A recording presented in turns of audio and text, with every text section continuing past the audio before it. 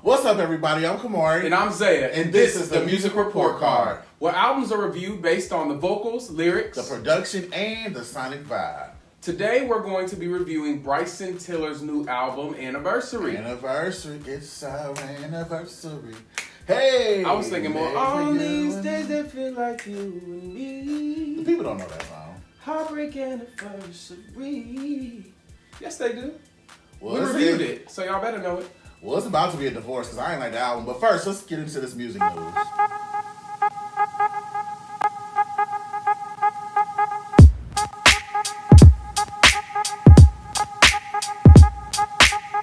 All right, so in music news, it's all about the babies. Baby. I got songs for everything today. Baby. I think I'll start with the bad news. So John Legend and Chrissy have lost their baby, unfortunately. Yeah. Very, very sad. I know in previous news we talked a little bit about that. Mm-hmm. How they revealed it. Yes. In the music video Wild. But unfortunately, they lost the baby. And it was crazy because I felt like and it was born, right? Yeah, and Chrissy said that with all their other children, they didn't give them names until they were actually born. And with this one, they had referred to him as Jack. And so she was saying, we'll always miss Jack and he'll always be a part of our family and all that. It was really sad to see the pictures. I don't mean to be insensitive, but I felt like, damn, like y'all couldn't wait for like a day or two to post these pictures. Like I just felt like a little uncomfortable seeing them in that moment right then and there. Like I feel like sometimes some things are kind of just meant for you and your family. What you say?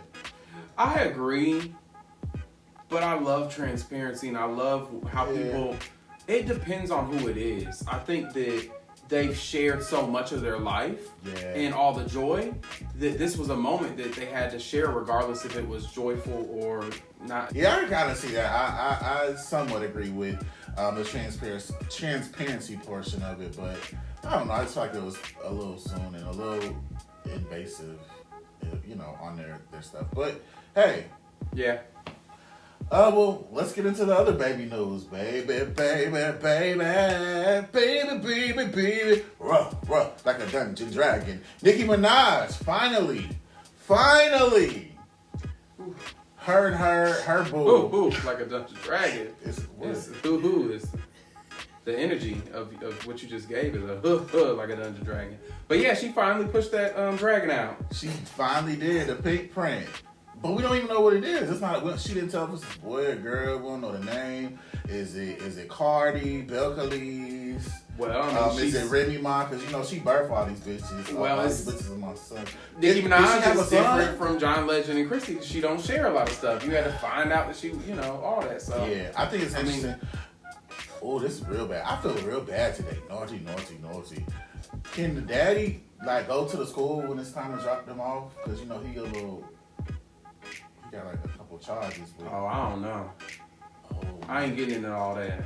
Congratulations, Nicki Minaj, on the birth of your beautiful child. Yes, whatever it is. And her mom did confirm it on Instagram. I don't know when her mama got an Instagram, but she did. And she confirmed that the baby has been born. So we do know that there is a child. And we'll talk about it on the musical report card once we find out what it is. So congratulations again, Nicki, because all these bitches is your sons.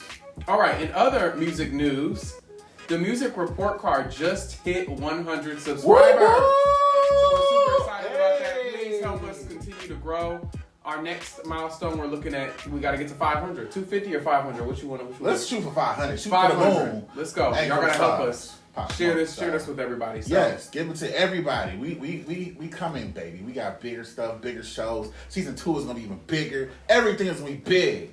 All right, so moving on to the album review, Bryson Tiller, Anniversary. Or Divorce Heartache, because that's what it gave me. All right, so let's get into the songs a little bit, or I guess you could talk about a little bit about your feelings about the album. About the album. So his last album, I felt, but when it came out back in 2015, I rocked with Bryson in his first album. I thought he had a lot of great tunes. I don't remember all the names of it, but the song that sampled Brownstone. If you love me, say it. Like that. All of those songs were really, really, really good, really dope. And I will say, I guess even leading into my first song, I was super excited, just as a music fan, that his first single, Inhale, sampled 2 songs from the Waiting to Exhale soundtrack. One song from SWV, one song from Mary J. Blige. And I just thought that was super duper creative. And I just feel like I'll stick with the positive. I really did love the song and the video. The whole blue, red concoction that video was. I thought it was very creative. I thought the song was very creative. And unfortunately, I just didn't feel the rest of the album lived up to what I thought the album was going to be. I thought there was going to be these major samples that kind of brought me back and gave me this nostalgic feel. But then he, still does the little rapping thing and the trap beats and all of that. And I don't know, he gave me some beats and it just all felt a bit corny to me. I felt like it felt dated. It felt stale. I think stale is the right word for me. It felt like, I don't know, and it may not even be his fault for me. It felt like all of this has been done before. It's been overdone, overused, and that's just my thoughts on the album as a whole. But I did love Inhale. Inhale was a good song, and I did love the samples that he used. But let's talk about your favorite. So I actually liked it. I didn't love it, but I did definitely like the album. I think that one of my favorites was Sorrows. Okay. Sorrows, I liked the instrumentation. It had a nice little bop to it, and the lyrics and the harmonies. They had some harmonies that were like tucked back in the back that almost blended in with the instrumentation and felt like instrumentation. And that's that's one of the things I actually really do like about Bryson Tiller is his harmonies and how the production is tucked back. With those harmonies, the production, they're a little bit more tucked back and felt more than they're actually heard. But I just love, this is that classic situation of you find somebody and y'all kind of go hard at it for, in the beginning, but actually you're telling me that you actually are feeling me and you're there for me and this and that, but I don't really, the actions ain't really showing it. So, I don't know. I like the feel of the song though. I really do. Yeah, and usually if you guys have been watching the Music Report Card, we actually go back and forth with our top 3 favorite songs. Inhale, honestly, was my only song that I actually could even rock with. And so I'm going to use some of my time to talk about just a few of the things that I felt went wrong with the album, and you'll kind of get where my grade comes from in the end. And the first thing I'm going to talk about is what we talk about is his vocals. I think throughout the album, I think when you have such limited vocal ability, I think that you have to use all of the tools that you have to make this album a great feeling album, and I feel like he just fell short of that. And of course, with him being vocally challenged, there was just nothing, in my opinion, you think exciting. Vocally challenged though? I don't think he's vocally challenged. I think that he's what he's doing is great. I just think that there's effects and other things put onto his voice to make him sound better. But I think he has a decent tone, and I think he definitely can sing. I feel like his tone is very annoying. And I feel like it's like, and when I say challenge, I mean like he's not able to deliver what a Tank or a John Legend or some of the other even Omarion, who is not like the best vocalist of all time, but Omarion still can kind of give you some of the runs and some of the tone. Like he can play with what he has and make it interesting. And I feel like Bryson, unfortunately, is stuck in this lane where he kind of hit with some great songs on the first go round, but this second go round, it just wasn't enough. For me. So that's me. I'll talk a little bit more about some of the downfalls. So what was do you have another song that you wanted to? So I like Out of Time featuring Drake. I'm surprised you didn't like the. Listen, ladies and gentlemen, I fought myself. Held on in the rain. I fought to put some of these songs on my top 3, and I was just like, I can't. And that was one of them. I was fighting to find something that I liked. And I listened to it time and time and time again, and I was just like, I just don't like it. It just didn't feel like anything special. Drake's feature wasn't special. I could have. But I think I mean, I liked it because I think that they still kind of have kind of similar styles, but in different ways. Absolutely. And when you bring those two together, I mean, I thought it was great. It wasn't the best mind-blowing song that should be a single and blah, blah, blah, blah, but it was great to me. But don't you feel like with the feature like Drake that, and we've had this conversation, I think, with Pop Smoke when his album came out. I feel like with features as big as Drake, as Jay-Z, as Beyonce, as Rihanna, like you automatically expect the song to be of a certain caliber. And when it falls short of that, I feel like the feature is, I won't say it's worthless, but it's just like, for what? You could have maybe done the song by yourself and it wouldn't have, it would have gave the same effect. Yeah, no, I get it. Yeah, so that's just my feel, but I mean, it is, it's an alright song. It was going to be my second favorite, but I just couldn't force myself to put it on my list. Alright, so my last favorite was Keep Doing What You're Doing. Okay. I like Keep Doing What You're Doing because in the beginning of the song, he has this, maybe a voice message from his grandmother, who I'm assuming maybe has passed, not sure. And I was a granny's boy, and my grandma was my biggest supporter. And in that message, she's saying, just keep doing what you're doing. And he's singing about that, saying, like, you just told me keep doing what I'm doing. And I also know the struggle of not believing in yourself. And my grandmother was such a huge supporter that I just believed in myself because she believed in me. And she was always there to support, whether it was track and field, basketball, volleyball, American, anything that I did. I mean, my grandmother was always there, my shows, my singing, anything. She was always there, just always made it a point to be there. So, I don't know, I just kind of felt his pain a little bit in that. Just the message, the biggest part of the message was keep doing what you're doing, because what you're doing is actually what got you here, so don't stop. And it's just like some self-encouragement. Yeah. So that's what I really liked about that song. So I'm going to use my last few moments to I guess I'll piggyback off of what you mentioned and talk another little bit about the album and what I felt were some of the missteps. I felt lyrically, as you know, we've listened to some amazing albums over the last, 3 or 4 months. And I don't know, I just feel like lyrically, even with Keep Doing What You're Doing, I just feel like there's other ways to talk about it and illustrate it that in ways that have not been done before. Yeah. And I've just seen so many great lyricists over the last couple of months even. I mean, I'm a big, Babyface and The Dream and all these guys that write, Don Richard, all these guys that write really great songs.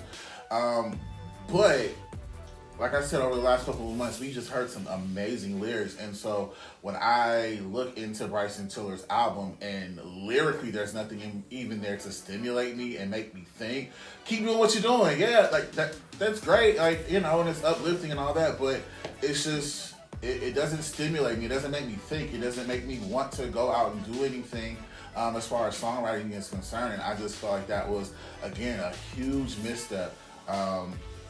In the album, and I'll even throw in going into the Sonic Flow. You got 10 songs. Yeah. 10 songs. Out of those 10, there's gotta be something that just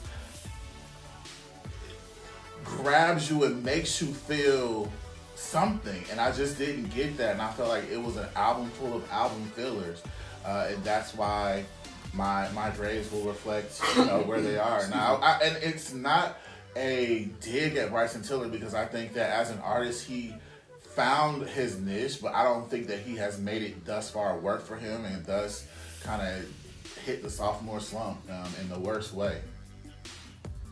Yeah, I get it. I get why you would feel that way. I think I've just been through a whole lot in life and I'm able to connect with a whole lot of different things. And that's maybe why that song does something for me, or some of these songs do anything for me, is because I am listening and looking at lyrics and I'm all about relatability and how it relates to me as an individual. And I tried, while listening to this album, I had to kind of remove everything else that I've heard before, because he did have some great, in my opinion, he has some great lyrics in there. He has some great lines and different things like that. So I feel like it was just hard because it did, and I will say it did kind of feel all the same, and it did kind of feel repetitive and redone from what I've heard from him. Mm-hmm. But he also had some nice, raps and, things like that as well, which I don't even know if you want to call them raps, but. Yeah, I mean, hey, guys, don't chew us up. Coming from listening to Tory Lanez last week, I mean, say what you want to about him and his situation, but as far as stepping up to the plate to really deliver incredible content, incredible lyrics, things that make you think, things that make you go, ooh, ah, like that's what music is about, is that feeling. And I just feel like Bryson kind of lacked that. I don't think he lacked it. I think he did a little bit more than average. A little more than average. Well, let's see what his grade reflects and how we grade him. Let's start with his vocals. What did you grade him? So vocals, I gave him a 4. A 4. Again, okay. I do feel like vocal, like you. First of all, being in the studio, you can't just. There is still a certain energy that you have to give for what you're doing to reflect well on the listener's side. And absolutely. I don't think that he's getting that much help from effects and different things like that. So, I mean, I feel like 4 is a strong number. I mean, average would be a 3, and I felt like he was above average, so I gave him a 4. And I think if I really listen to the back of what he's doing, some of them he's giving some little Brandyism. So I'm shocked. Whoa, that you, no, I'm shocked that you don't like it. Now I will say on the first album, I definitely heard some of that. I didn't really hear that on this round. We'll play it after this because he definitely gave it. There wasn't a lot of it, but there were some parts where I was like, okay. Yeah, I need a little more. I need just a little more vocals. But what was yours? That's why you got a 2.5 from me, sir. I didn't like vocally anything that I heard on the album. And nothing stood out, like I mentioned before. And like I said, I feel like there's so many great male vocalists out there that can really push and give us range and give us depth and give us, runs and give us all that. And he just doesn't have that. But with that being said, there are certain things that you can do to resonate with the audience vocally, even if you are not the most Taylor Swift, as we talked about the other night. She doesn't have the biggest voice or anything, but there's certain things that she does that just make you like, oh, that's so pretty, or wow, she did that, or he did. And I did not get any of that from him vocally on this album for me. Okay. We'll move on to lyrics. Let's move on. Lyrically, what we So got? lyrically, I gave him a 4. All right. Why did you give him a 4? What you think? I think he did above average. I think he's at a 4. It wasn't excellent, it wasn't perfect, but I think lyrically he's still, like, my first listen, y'all, to be honest, I was right where Camarray is. My second and third listen, after I lived with it a little bit and actually focused on what was being said, he's definitely doing, his lyrics are good. But I also have to understand that I can't give him a 5 because I can't compare him to someone like a Taylor Swift who is just beasting lyrically and doing things like that. So, I mean, I don't know. That's where I landed. I landed at a 4. Okay. I knocked him a step down. I gave him a 3. The only line, listen, when I tell you I listened to this album probably 15 times, the only line that stood out to me was when on Inhale where he said, F being on the Forbes list, I felt rich because I'm with you.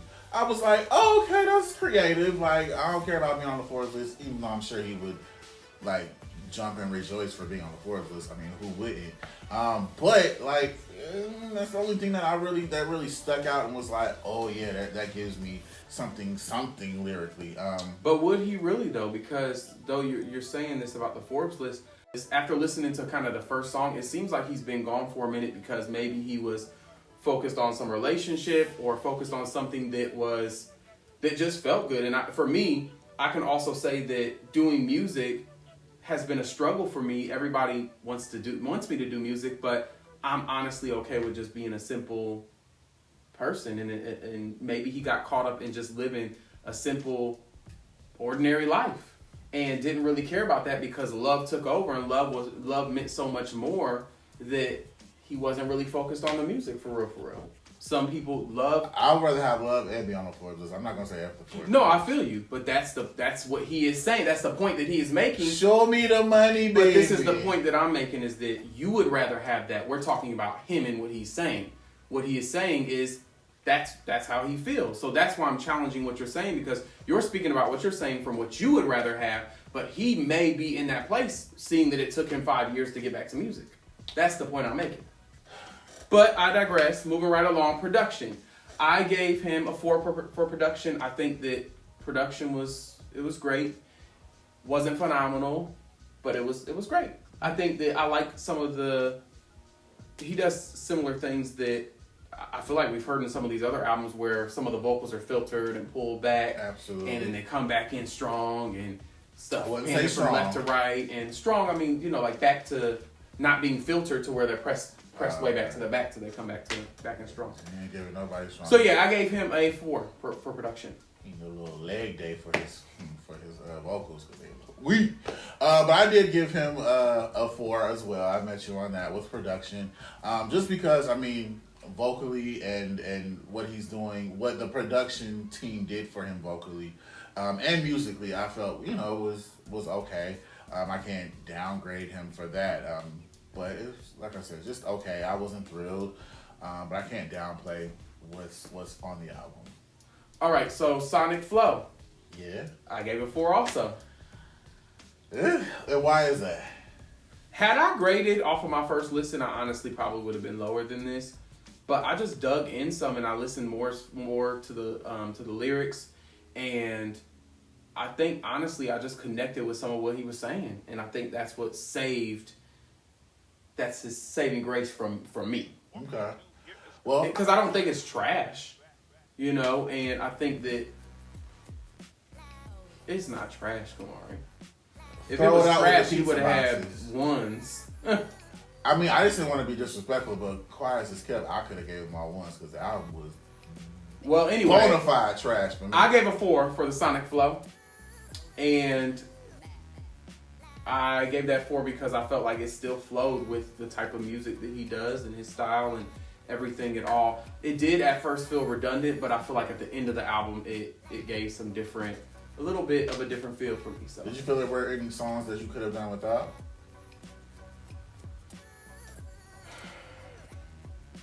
I'll answer for you. Not really. I mean, not really, because I feel like he couldn't afford to not do without no songs, because there was only 10 on there. Thank you. And that's what I'm saying. That's what I was saying earlier. With only 10 songs, well, you gotta come with it. Like that's like albums these days, like are, and especially, and I hate to categorize him and put him in this box, but there are so many dope artists out right now, and that's really, I think, record labels, and this is an education moment. Ding.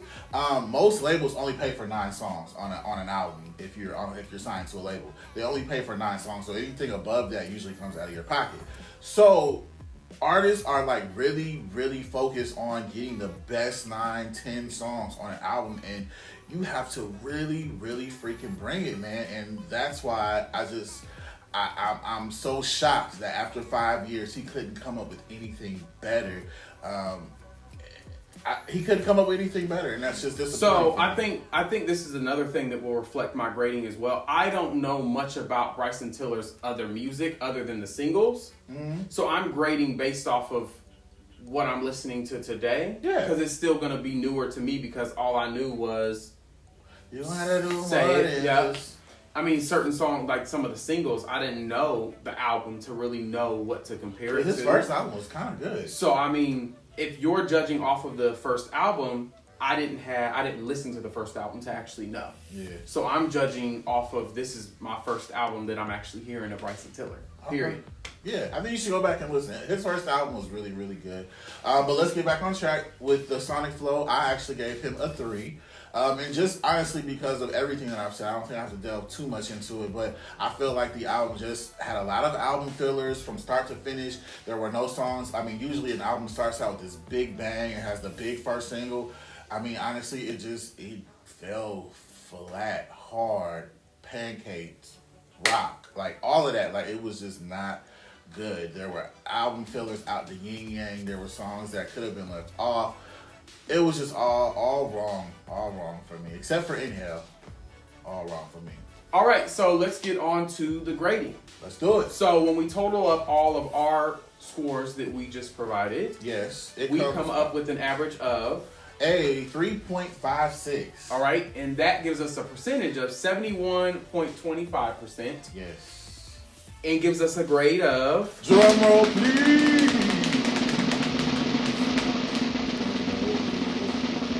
C minus. I feel bad. That's partially my fault. That's not horrible though. It is pretty For what you damn get. bad. It's a passing grade. In school, is that passing? Yeah.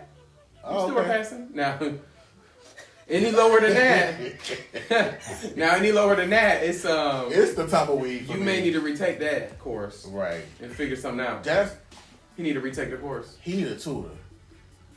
Go link up with Tory Lanez and Drake for real. The real Drake, because I don't know what Drake that was on the album. Go link up with Drake and Tory Lanez, regroup, tutorize yourself. Is tutorize a word? I don't know. Re-tutorize yourself. Wrench back around. Ranks back around and put out another album next year, and we're going to give you hopefully a much better grade. But until then, I'm Camarray. I'm Zaiah. This is the Music Report Card. Make sure you guys like, comment, and subscribe to our channel. We are, again, pushing for the greatest.